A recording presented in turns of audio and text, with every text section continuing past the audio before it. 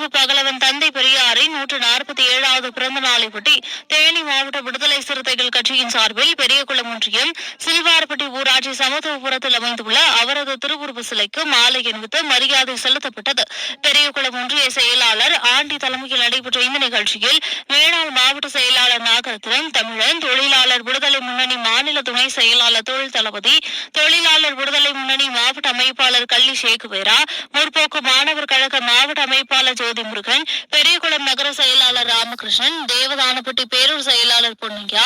எங்குவார்பட்டி பேரூர் செயலாளர் ஆண்டவர், பெரியகுளம் சட்டமன்ற தொகுதி துணை செயலாளர் தலித் தர்மா, நகர துணை செயலாளர் செல்வராஜ், நகர துணை செயலாளர் கவுன்சிலர் ராதாகிருஷ்ணன், தாரிக் இஸ்லாமிய ஜனநாயக பேரவை மாவட்ட துணை அமைப்பாளர் வசந்தி, மகளிர் அணி துணை செயலாளர் முத்துசாமி, ஒன்றிய செயற்குழு உறுப்பினர் தேவதானப்பட்டி கார்த்திக், கருப்புசாமி, வேலு, பிரபாகரன், சரண், மதன் உள்ளிட்டோர் கலந்து கொண்டனர்.